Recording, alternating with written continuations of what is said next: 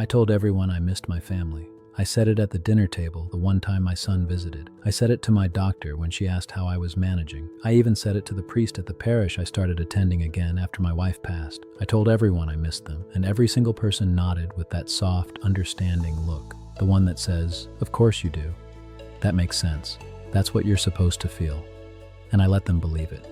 I let them believe it for years because the alternative, saying what was actually true, felt like something a decent man didn't do.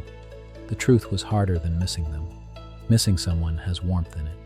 It means you're holding something good at a distance. What I felt was closer to relief. And that is a sentence I have never said out loud to another living person until right now. My son lives 4 hours away. My daughter is even farther than that. We speak on the phone occasionally, the kind of calls where everyone is pleasant and no one says anything. Birthdays are acknowledged. Holidays produce a group message. And when those calls end, when I put the phone down and go back to whatever I was doing, I don't feel the ache I've always heard people describe. I feel something more like stillness, the particular stillness of a house that belongs to you again. I want to be careful here because I am not a man who dislikes his children. I need to say that plainly. I love them in the way that runs so deep you almost forget it's there. The way you love something that has been part of you so long it no longer feels separate from you. That love is not in question, but love and longing are not the same thing. And I spent the better part of a decade pretending they were because I was frightened, genuinely frightened, of what it meant that they weren't. The story I'd been told about getting older, the one handed to me by every film, every conversation, every well-meaning person who'd ever spoken about family, was that the older you get, the more you need the people you came from.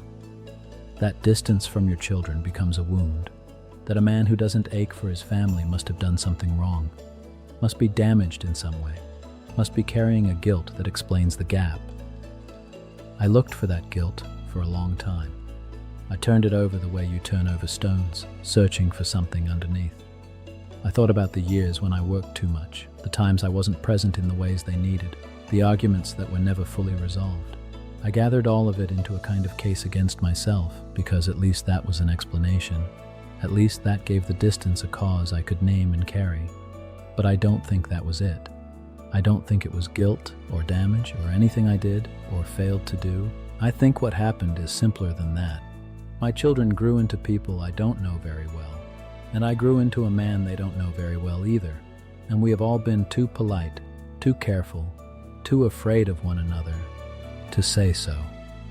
There was a Sunday afternoon, maybe 3 years ago, when my daughter came to stay for the weekend.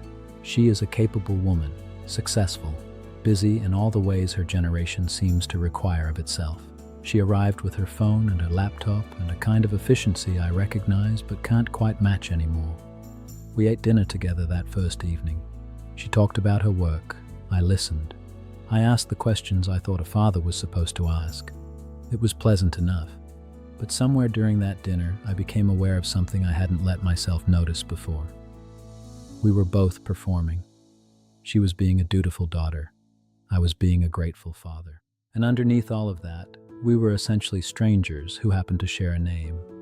She left on Sunday afternoon. I stood in the doorway and watched her car until it disappeared.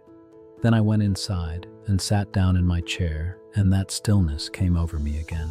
And I remember thinking, very quietly, I don't know what any of this is for. Not her visit, not the performance of it, not the careful managed distance we have all agreed to call a relationship. I have a friend, a man I've known for nearly 40 years, and he is the opposite of this. His children are in and out of his house constantly. His grandchildren treat his kitchen as an extension of their own homes. On any given Saturday, there is noise and movement, and the kind of chaos that only exists where people are truly comfortable with one another. I have sat in that kitchen and watched it, and I have felt something complicated. Not quite envy, but close enough that I had to look away.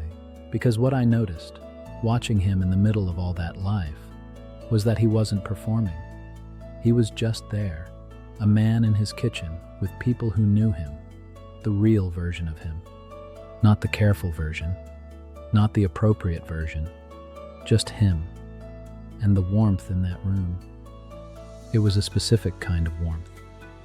the kind that only comes from people who have actually let each other in. I don't know when I stopped letting people in. I'm not sure I ever fully did. I was raised by a man who kept himself at a distance from everyone. A decent man, a provider, a man who showed up in every practical sense and was absent in every other. And for years I told myself I had not become him, that I was more present, more open, more capable of the thing a family is supposed to be. But sitting in my own house, in my own quiet, watching my daughter's car disappear down the road, I wondered if I had simply found a more modern way of doing the same thing, a more polite way, or a version that could be photographed, posted, and pointed to as proof that we were a family who loved each other. While the actual experience of that love remained mostly theoretical, the phone calls still happen, the birthdays are still acknowledged.